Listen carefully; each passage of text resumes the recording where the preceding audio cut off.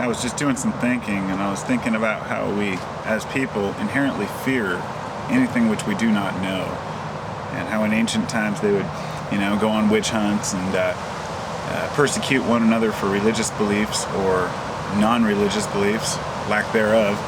And oh, it's windy out here. We've been through a lot of society, and I've noticed how while we've gotten closer as a society, at the same time we've gotten farther apart. And the reason why I'm making this is because I was just thinking about how we fear what we do not know, therefore we fear just about everything now.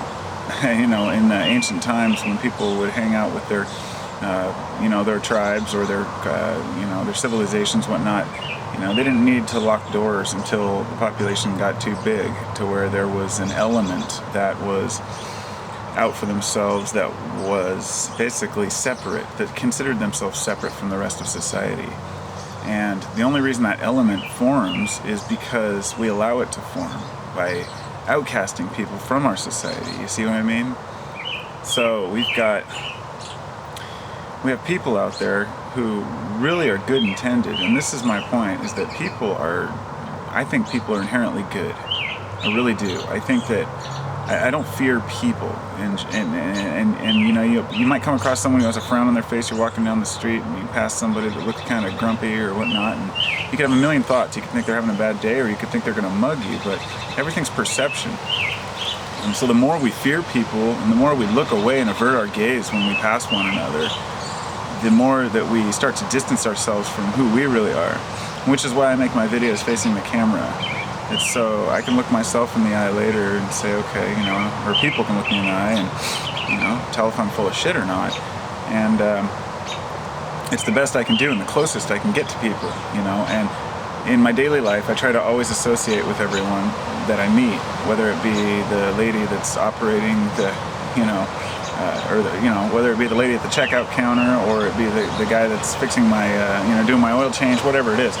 And often I get kind of funny looks, like people just are really surprised that I'm associating with them, as if like they're not used to that, because people aren't.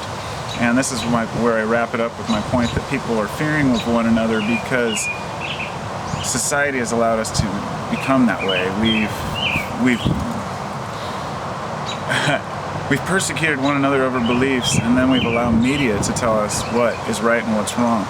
But for the most part, they tell us that to watch out for our neighbors, that the guy down the street's going to abduct your kids, or don't let your kids play near the street, somebody's going to take them, or these things happen, but they happen on a basis that's a lot less than people think. And I think that it's just because the negativity is so expanded on that we tend to think that that's what's going on everywhere. But I can tell you, for any of you who's into the positive side of life, if you're ever been into Burning Man, or if you've ever heard about Burning Man and never been able to go, which I haven't, I would look into your local Burning Man events, which you'll probably have the one we have here in Oregon is called Soak. And every summer they have basically regional Burning Man, where in all different locations, so people can go and meet those who are like-minded around them. And I'd really highly advise anyone to check it out, because it shows you that there's still a culture, still a subculture of people who mean well and would never harm a soul. They're out there. It's a good time to live if you just want to look at it that way. So peace and love.